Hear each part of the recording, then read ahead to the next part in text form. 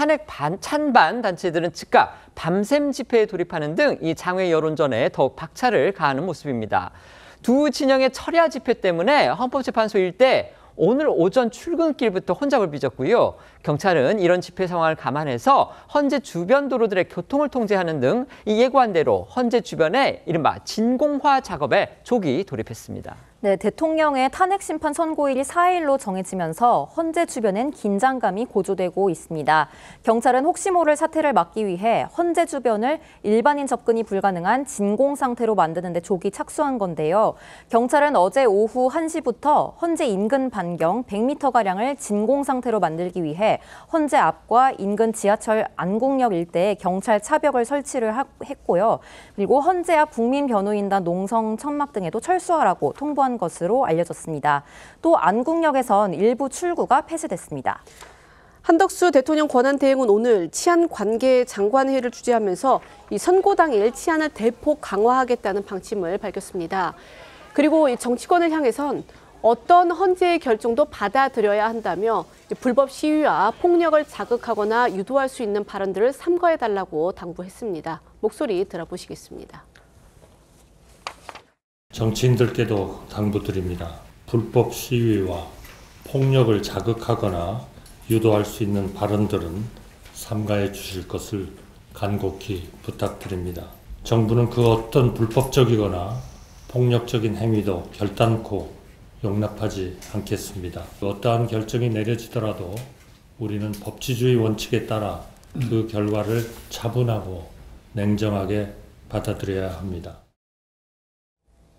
정부는 대통령 탄핵 선고와 관련해서 오늘까지 3번째 치안관계장관 회의를 열었습니다. 그만큼 대규모 집회로 인한 물리적 충돌이나 안전사고에 철저히 대비하겠다는 그런 의지로 보이는데요.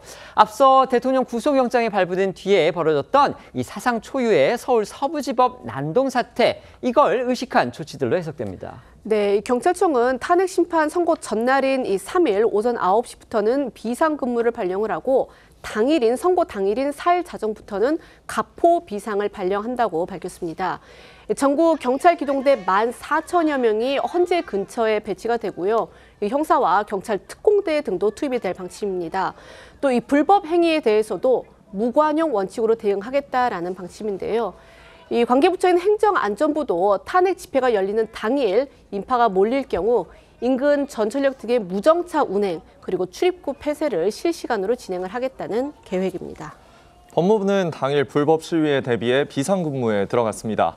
소방청도 상황대책반을 운영해 응급 상황에 대비할 방침이라고 밝혔는데요. 과학기술정보통신부의 경우 당일 인파 밀집 예상 장소에 이동기지국을 추가로 배치한 뒤 인터넷 트래픽 급증을 대비하기 위한 서버들을 증설하겠다고 밝혔습니다. 또 서울시와 종로구는 방화 등 만일의 사태에 대비해 헌재와 시위 장소 인근 주유소와 공사장 등의 운영을 당일 하루 통제하고 인근 상가에는 입간판, 화분, 유리병 등을 모두 치워달라고 부탁한 것으로 전해졌습니다. 벌써부터 탄핵 찬반 집회가 거세지면서 학생 통학로의 안전에도 문제가 제기되자 오늘부터 임시 휴업에 들어간 학교도 있는데요. 선고 당일엔 헌재 인근 초중고교 상당수가 임시 휴교를 결정했습니다. 뿐만 아니라 선고 당일엔 헌법재판소 주변에 있는 경복궁, 창덕궁, 덕수궁도 관람을 중지한다고 밝혔는데요. 경복궁 주변과 광화문 일대에 있는 국립고궁박물관, 대한민국 역사박물관, 국립민속박물관과 청와대 등 주요 박물관과 주변 미술관 등도 선고 당일 휴관한다고 밝혔습니다. 하지만 말씀드린 대로 이미 탄핵 찬반 집회 양측은 헌재 인근에 자리를 잡고 이 선고일까지 24시간 철야 집회에 돌입한 상황입니다. 어제는요, 한때 탄핵 찬반 단체들이 이 서울 도심에서 밤에 행진을 벌이다가 마주치면서 물리적으로 충돌을 할 뻔한 그런 상황이 벌어지기도 했습니다. 벌써부터 선고 후유증에 대한 우려가 커지고 있습니다. 네, 이 탄핵 찬성 단체인 비상행동 측은요, 이 경찰 비공식 추산 약 3,000명이 어제 밤부터 이 서울 도심에서 집회를 연 뒤에 이 철야 농성장에 있는 안국역 앞까지 행진을 했었습니다.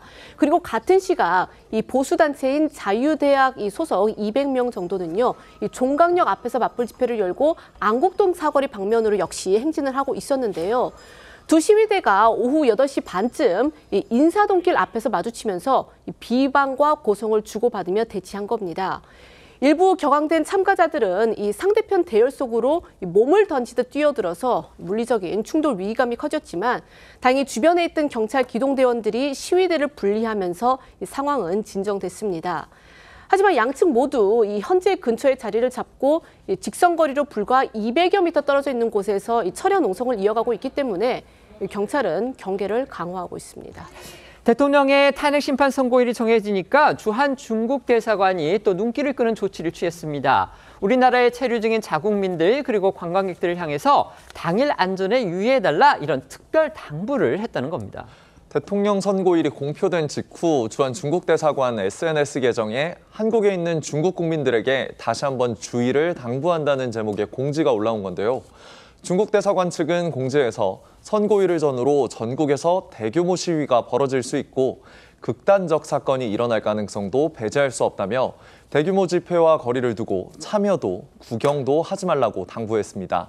또한 공개적인 장소에서 정치적인 발언이나 토론도 하지 말고 현지 주민과 말다툼이나 몸싸움도 벌이지 않아야 한다고 조언하면서 헌재 주변과 광화문, 여의도, 한남동 등 일대를 민감한 지역으로 표현한 뒤 방문을 자제하라고도 했는데요. 앞서 주중 대사관은 지난 1월에도 탄핵 반대 집회를 중심으로 반중 정서가 불거지자 한국에 체류하는 자국민들을 향해 정치 활동에 참여하지 말라고 당부한 적이 있습니다. 중국 대사관뿐만이 아니고요. 지금 언론 보도를 보면은요, 주한 미국 대사관, 주한 러시아 대사관도 역시 우리나라에 체류 중인 자국민 그리고 관광객들을 향해서 비슷한 취지의, 그러니까 중국 대사관과 비슷한 취지의 그 당부하는 메시지를 냈다고 합니다.